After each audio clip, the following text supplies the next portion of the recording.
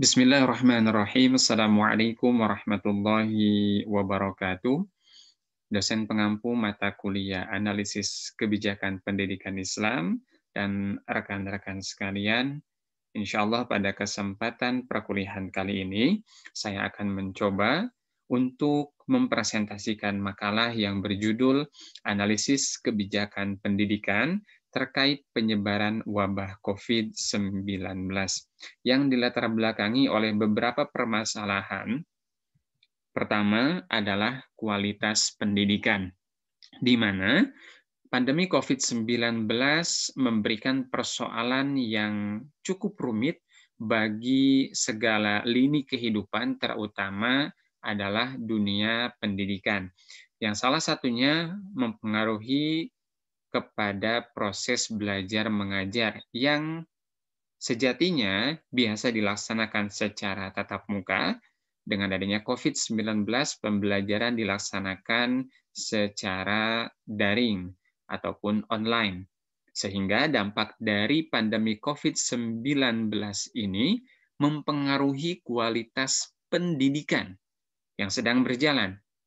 Tidak hanya itu, lebih besar lagi, skup yang lebih besar akan berdampak juga kepada arah kebijakan pendidikan di Indonesia khususnya dalam beberapa tahun ke depan.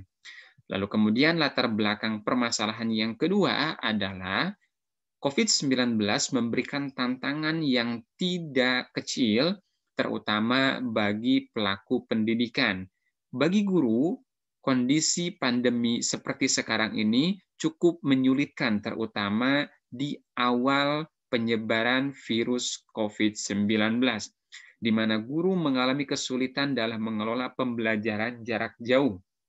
Awalnya guru hanya cenderung fokus kepada penuntasan kurikulum. Di samping itu juga orang tua mengalami kesulitan karena tidak semua orang tua mampu mendampingi anaknya mengikuti pembelajaran dari rumah.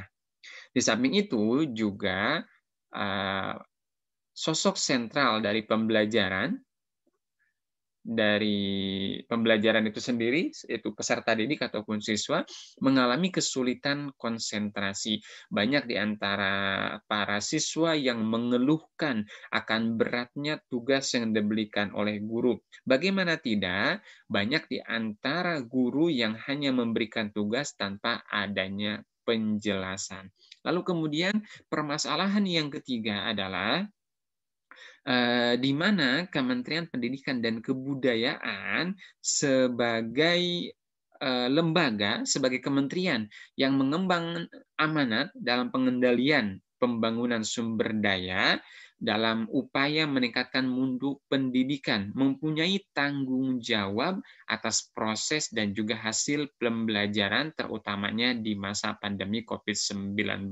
Walaupun demikian, tentunya kondisi seperti ini tidak hanya dialami oleh di Indonesia, tetapi juga sekolah-sekolah di dunia mengalami kondisi yang serupa, sehingga diharapkan mampu untuk cepat beradaptasi dan memberikan fasilitas sebaik-baiknya dalam proses pembelajaran jarak jauh.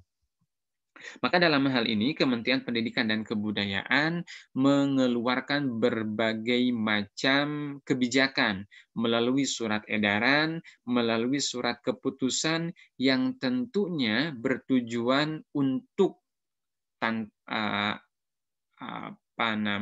bertujuan untuk memecahkan berbagai macam tantangan-tantangan yang dihadapi oleh guru, oleh orang tua, oleh siswa, dan lain sebagainya.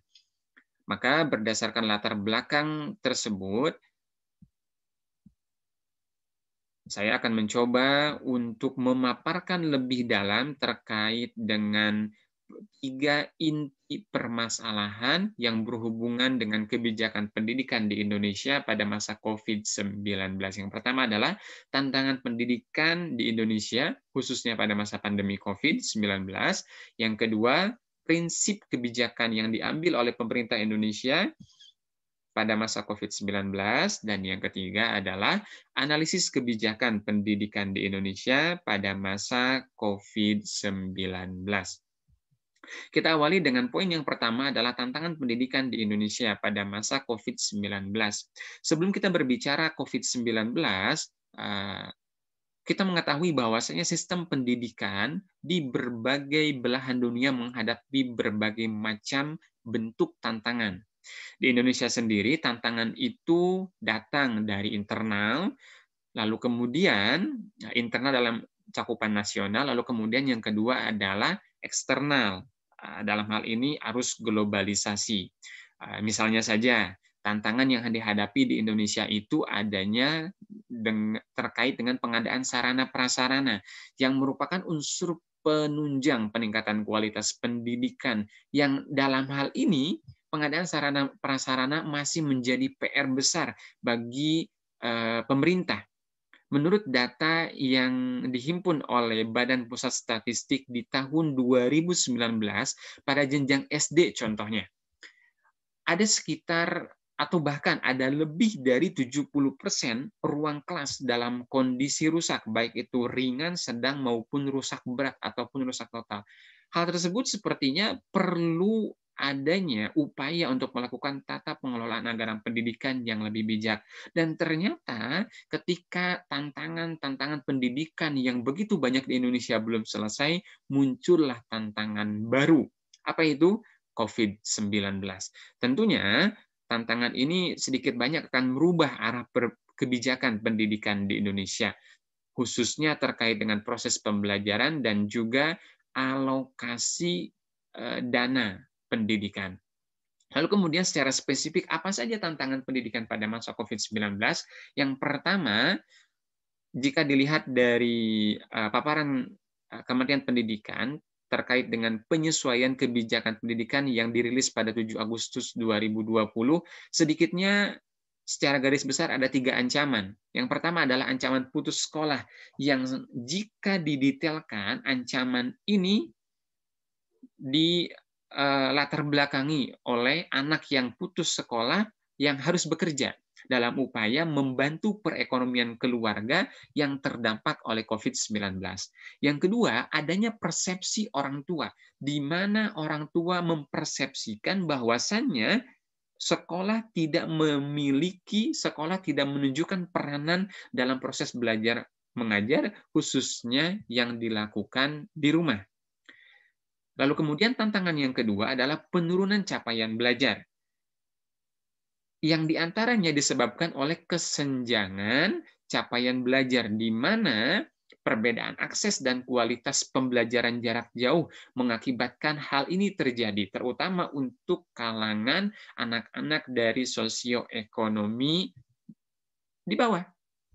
Lalu kemudian resiko yang berikutnya adalah resiko learning loss, di mana penelitian menemukan bahwa pembelajaran di kelas menghasilkan pencapaian akademik yang lebih baik dibandingkan dengan pembelajaran jarak jauh. Dan yang ketiga, tantangan berikutnya adalah kekerasan pada anak. Kekerasan pada anak terjadi karena kekerasan ini tidak bisa terdeteksi oleh sekolah. Sekolah tidak bisa menjadi jembatan antara orang tua dengan anak, sehingga hal ini tidak bisa diketahui oleh sekolah, sekolah tidak bisa membantu kondisi tersebut.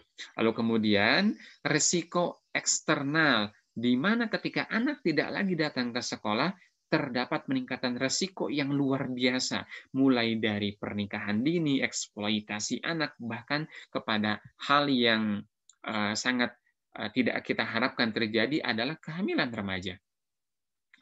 Maka untuk karena itu, perlu adanya kebijakan-kebijakan yang diambil oleh pemerintah Republik Indonesia, dalam hal ini Kementerian Pendidikan dan Kebudayaan.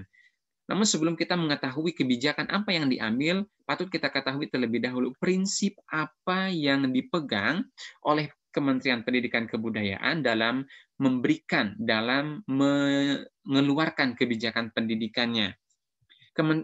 Menteri Pendidikan dan Kebudayaan dalam suatu rapat koordinasi bersama kepala daerah di seluruh Indonesia menyampaikan bahwa prinsip kebijakan pendidikan yang hubungannya dengan COVID-19 fokuskan kepada dua hal utama. Yang pertama, kesehatan dan keselamatan. Tentunya prioritas utama adalah peserta didik, pendidik, tenaga kependidikan, keluarga, masyarakat, dalam pengambilan kebijakan. Lalu kemudian yang menjadi prinsip kebijakan kedua adalah tumbuh kembang. Tumbuh kembang peserta didik menjadi prioritas utama, dan tentunya juga adalah kondisi psikososial yang menjadi pertimbangan dalam upaya pemenuhan layanan pendidikan pada masa COVID-19. Lalu kemudian poin yang terakhir adalah analisis kebijakan pendidikan di Indonesia pada masa pandemi COVID-19.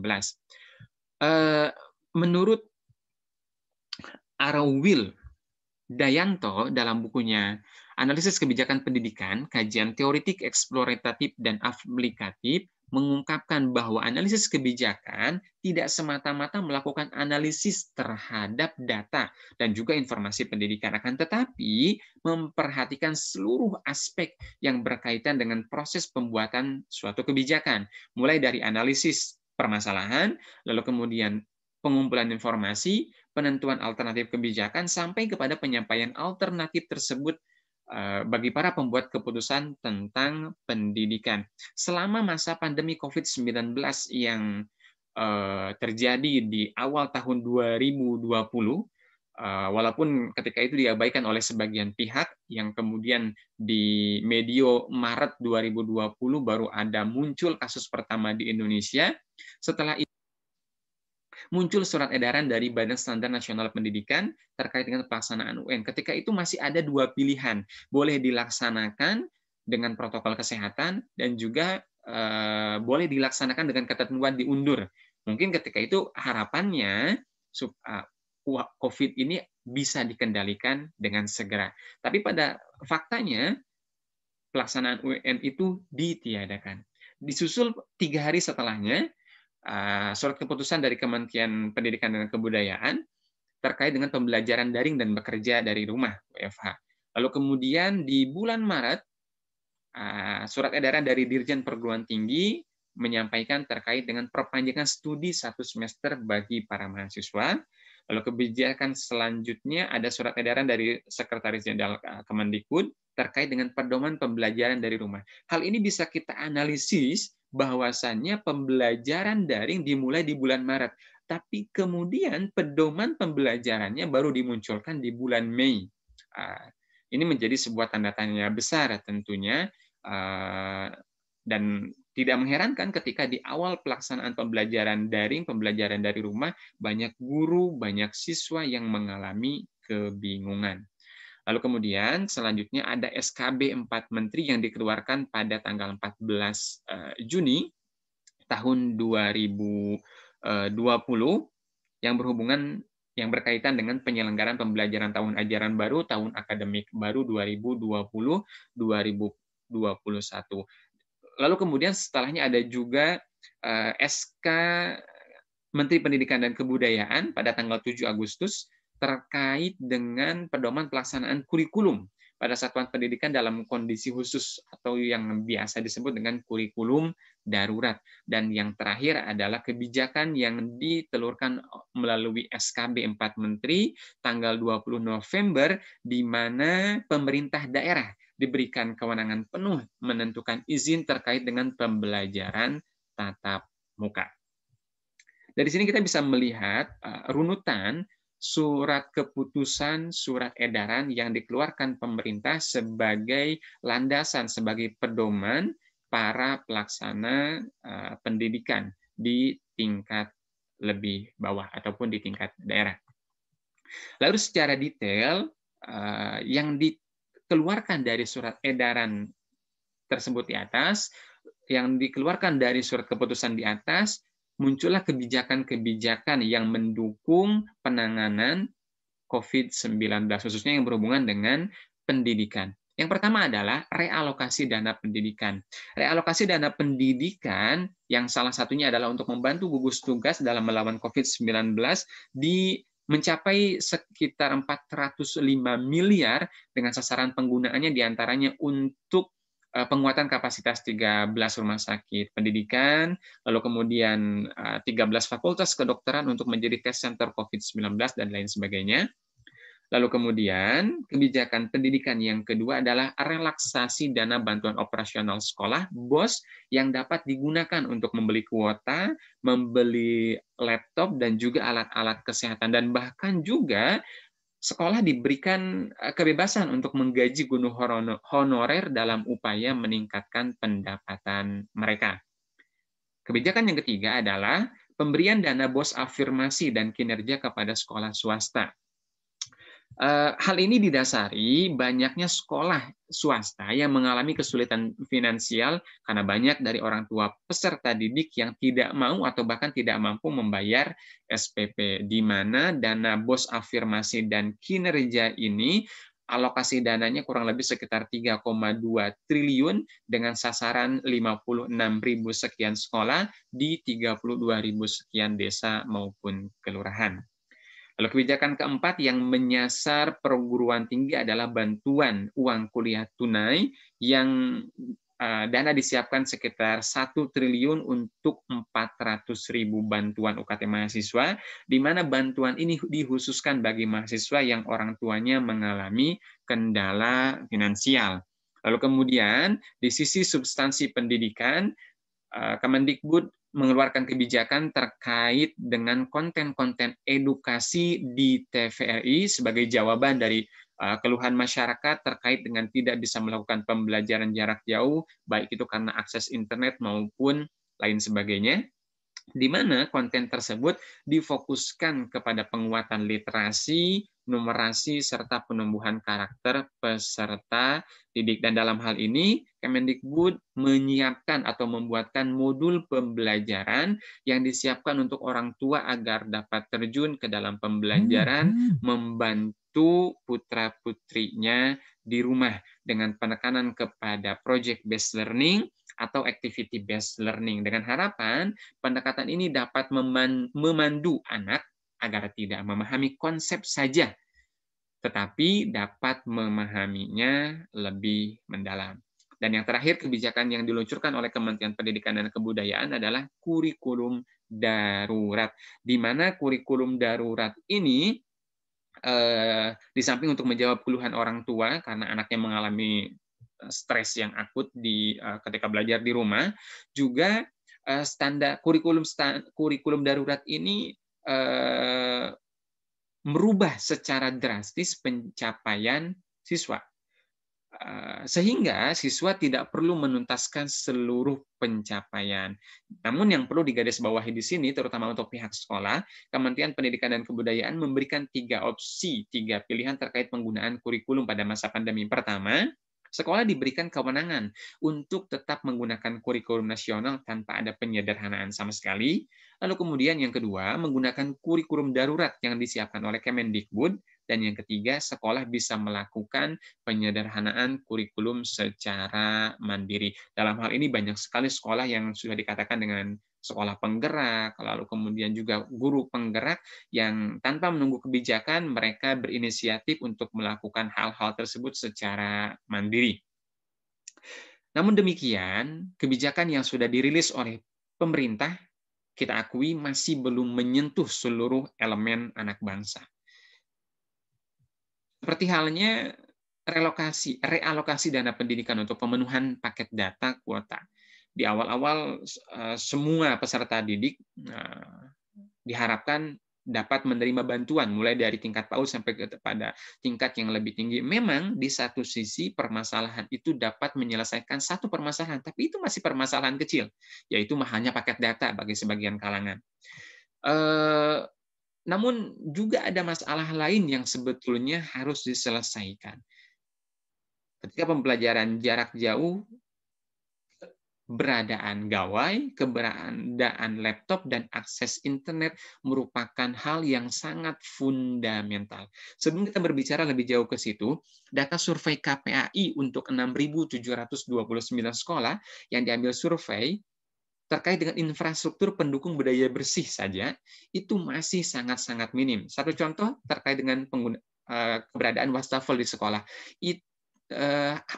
masih ada sekitar 46%, mendekati 50% dari sekolah yang disurvei, mereka memiliki wastafel kurang dari 5. Ketika berbicara rasio jumlah siswa, jumlah masyarakat sekolah, penghuni sekolah dengan jumlah wastafel, itu sangat-sangat tidak ideal. Ketika kita berbicara fasilitas kesehatan dalam upaya mendukung budaya bersih saja, itu sangat-sangat minim sekali. Belum lagi ketika berbicara tentang penyediaan sabun, berbicara tentang penyediaan disinfektan, dan lain sebagainya. Maka harapannya tentu dari pemerintah dengan adanya realokasi dana dan juga relaksasi dana BOS, hal ini berangsur-angsur menjadi lebih baik.